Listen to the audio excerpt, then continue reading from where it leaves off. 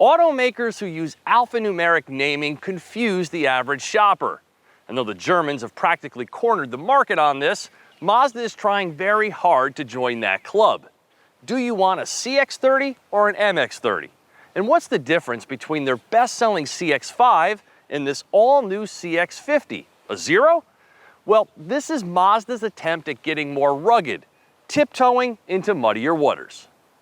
Mazda makes some of the sharpest looking vehicles on the road today, but their SUVs are too pretty to get dirty, and so they've been missing out on the off-road craze. Introducing the 2023 CX-50, a longer, better looking, and only slightly more expensive CX-5 with higher ground clearance and improved towing capability. All-wheel drive now comes standard on all Mazda crossovers and SUVs, and this one also includes off-road and towing modes for improved performance. Pricing starts at $28,025 for the base S trim and tops out here at $43,320 for the top-of-the-line Turbo Premium Plus. Mazda says they've extended this vehicle's capability to enable drivers to venture further into the outdoors and various terrains, but let's be honest, the CX-50's ruggedness is mostly about its looks, putting a new twist on Mazda's stylish Kodo design language. The result is a nearly 6-inch longer, narrower, and lower roofline CX-5 with real SUV curb appeal. It's an attention grabber for sure, but look no further than these Goodyear Eagle touring tires as an indicator as to how much farther this Mazda can really go. i-ACTIV all-wheel drive uses a front-wheel slip warning detection system to proactively transfer torque to the rear wheels up to a 50-50 split. But if you're looking for off-road tuned shocks, a true torque vectoring all-wheel drive system with a 4-wheel lock mode, hill descent control, or multi-terrain drive settings, you won't find them here. You will on a comparably priced Toyota RAV4 TRD off-road, however. Just some food for thought. But with nearly 9 inches of ground clearance and decent approach and departure angles, the CX-50 will confidently handle camp and lake trails and the unexpected washed-out road. Adding the optional turbocharger to the standard 2.5-liter 4-cylinder engine produces 227 horsepower and 310 pound-feet of torque on regular unleaded, and 256 horsepower and 320 pound-feet on 91 octane. Quite a difference. And with a semi-independent rear suspension and shorter final drive ratio than the CX-5, the CX-50 can tow up to 3,500 pounds as opposed to 2,000. But Mazda recommends using premium gas when towing. When a trailer is connected, a towing mode appears in the drive selections.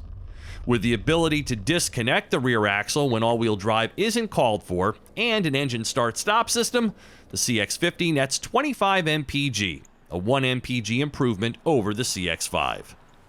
Like almost all Mazdas these days, that slick electronic programming they use called i-ACTIV to harmoniously blend driving feel and improve fuel economy kind of misses the mark for me. Though I must admit that as the week rolls on, I always get used to its uniqueness.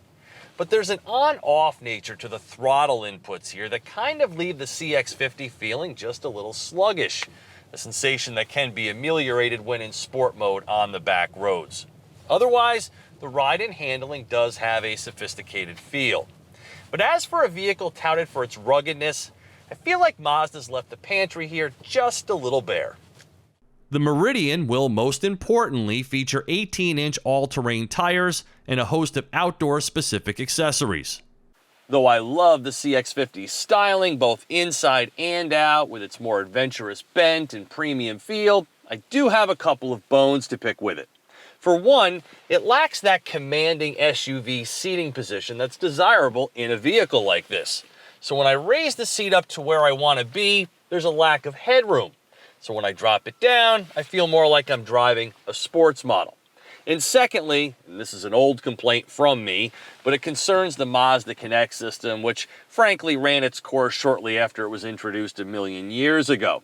But there is an improvement this time in here. It now supports wireless Apple CarPlay and Android Auto. The wireless charge pad is tucked down in here. And interestingly enough, the only time this is a touchscreen is when you're using your phone projection. This terracotta leather interior has the premium look and feel that is Mazda's signature these days, and comes equipped with notable items such as the company's first panoramic roof, memory settings for the driver's seat, heated and ventilated front seats and heated rear seats, a heated steering wheel, a height-adjustable power passenger seat, adaptive headlights with high beam assist, an around view monitor with external button, and smart cruise control with stop and go.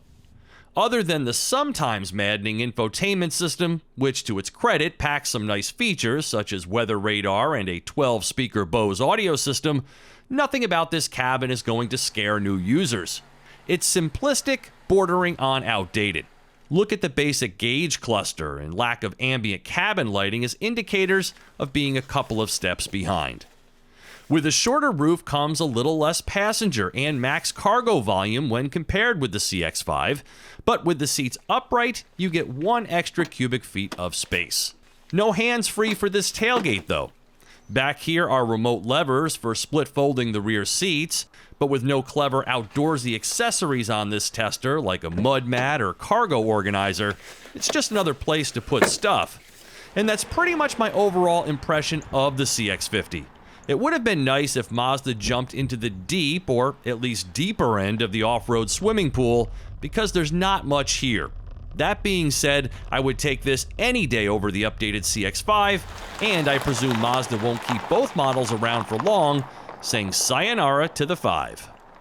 For TestDriveNow.com, I'm Steve Hammis.